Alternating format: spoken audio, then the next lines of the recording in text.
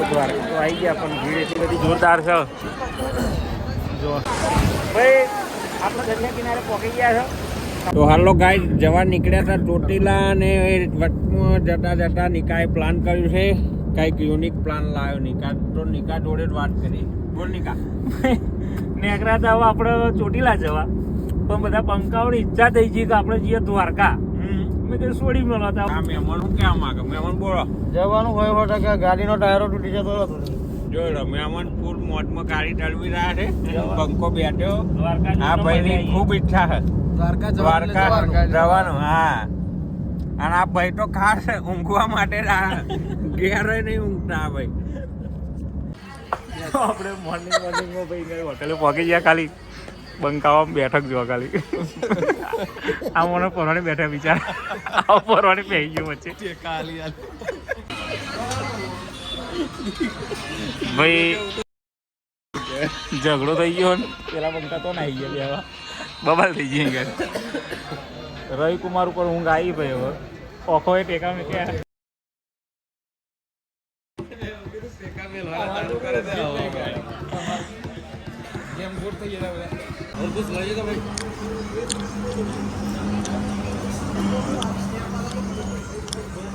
સવારમાં પબ્લિક તૂટી પડ્યું છે નાસ્તા તરફ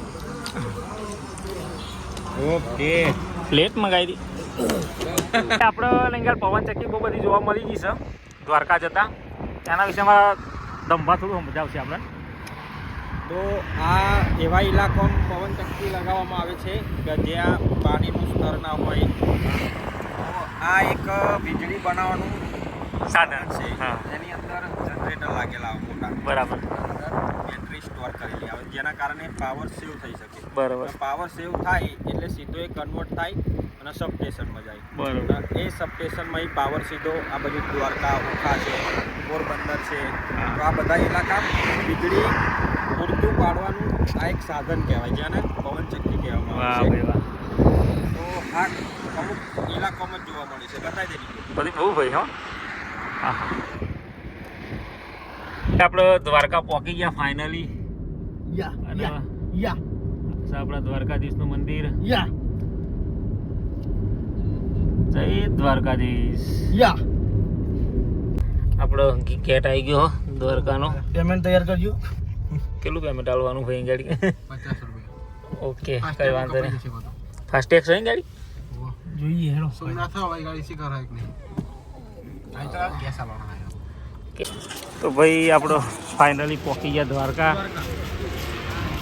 શું ધંભા શું કહેશો એનું માહોલ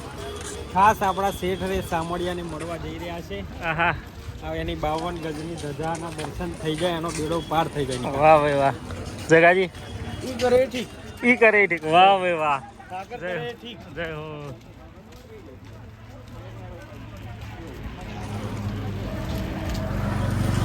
અને આ આપણા ગુજરાતનો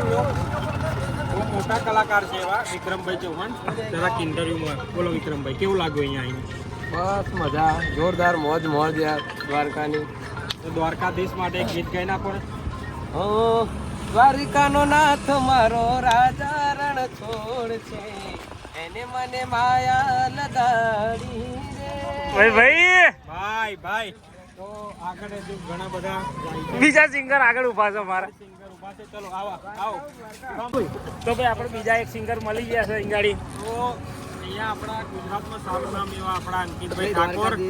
અને અહીંયા દ્વારકા પધારી રહ્યા છે તો એમને કહીએ વિનંતી કરીએ કે દ્વારકાધીશ માટે એક ગીત થઈ જાય હા ભાઈ કેમ હો 52 ગજની ધજા પર કે નમે હજાર શીશ એ સપન પગથિયે શીશ મળે મારો દ્વારકાધીશ હા ભાઈ વાહ હા ભાઈ જય દ્વારકાધીશ ભાઈ કેવું લાગ્યું તમને અહીંયા બહુ સરસ લાગ્યું આનંદ થઈ ગયો માહોલ ગરમ દરિયામાં ઠંડુ કરીએ થોડું દ્વારકા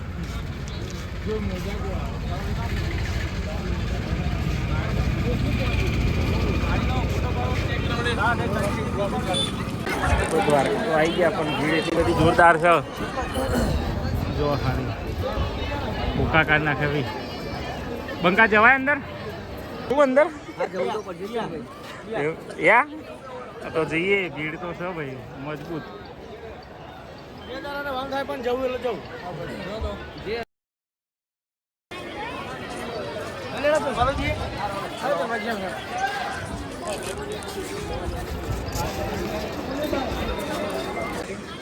તો ભાઈ આ બધા અમારા પંકા અંગાર દરિયા કિનારે ઊભા થઈ ગયા દંભા. બહુ મજા આવી બહુ મજા આવી દરિયો.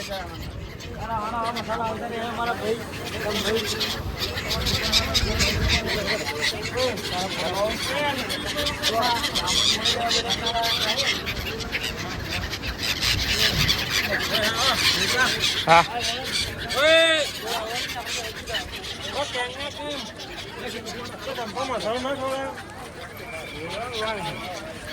હું આવો છું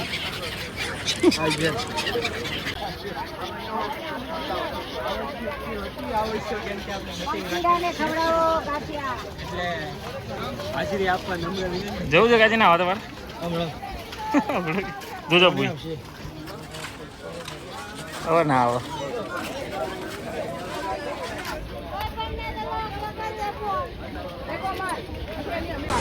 ભાઈ આપણે દરિયા કિનારે પહોંચી ગયા છો. તમારા ધંભા કંઈક કહેશે. બોલો ધંભા. તો આ મંદિરની એક્ઝેક્ટ સામે દરિયો હો અને આ બતાવી દીધું દરિયો બધા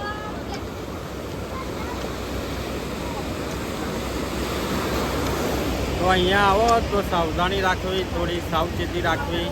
ઉતાવળ કરીને ચાલુ. તમે ભાઈ શું કહેશો? ખાવાનું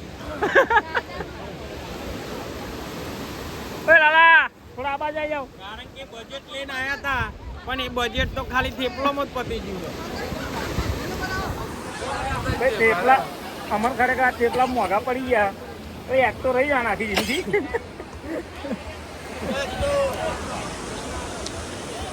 દ્વારકા જવું હા જવાનું. બીજા બ્લોગમાં તમારું બીજું કોલ કરીએ. જય દ્વારકાધીશ. ભાઈ દ્વારકા ફરી રહ્યા હવે ઘેર તરફ પાછા વળીએ.